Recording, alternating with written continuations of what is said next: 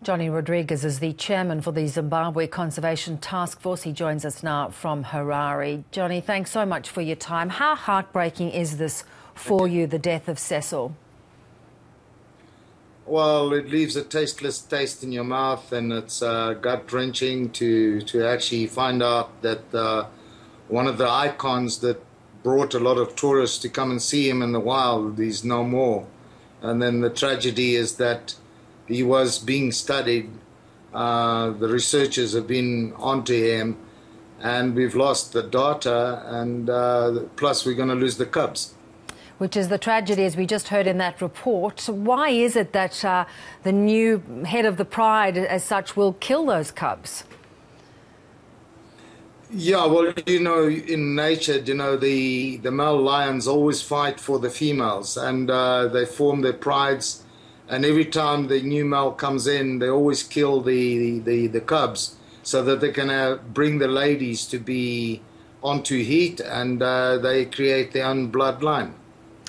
Johnny, let's talk about the way in which, the sort of brutal way that Cecil was lured out of the reserve and tracked.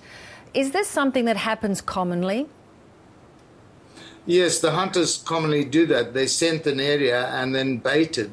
And then it makes it easy. It's not a matter of looking for the lion in the bush and sort of saying, look, this is where the lion is. Most of the problems is that in this incident where there was no quota of lions, there was no permit, no license, and these guys lured the lion out of the park by scenting the place and then laying bait 500 meters away.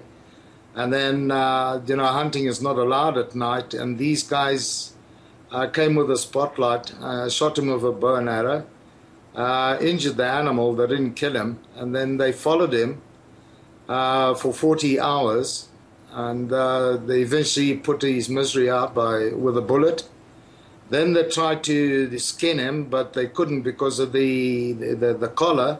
And then they tried to destroy the collar. And, they managed to decapitate the carcass, take the head and the skin. That has been impounded by the police. And the people are facing charges, which I believe is modern-day poaching. Exactly. And how strongly do you think those charges will be brought and prosecuted? Well, they are at the court today, the two of them. And we're hoping that the authorities here actually get this Walter gentleman from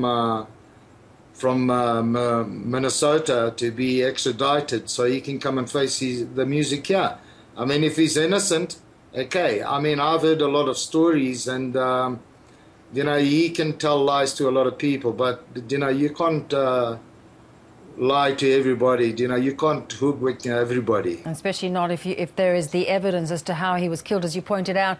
You talked about the ripple effect it will have financially. Of course, a lion like Cecil is just so much more valuable to your country in terms of tourism dollars, and in any event, a lion alive is so much more valuable than a lion dead in this circumstance. Well, like you say, it's one thing that really heartbreaking is that this animal for 13 years brought a lot of tourists, and there's a lot of people that have actually photographed him. And this is what we're trying to do, is get the tourists to come back to Zimbabwe so we can stop this carnage.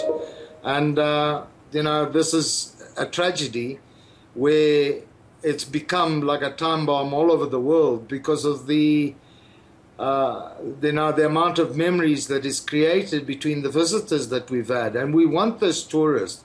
I mean, the one-off, you get $50,000 for the hunt.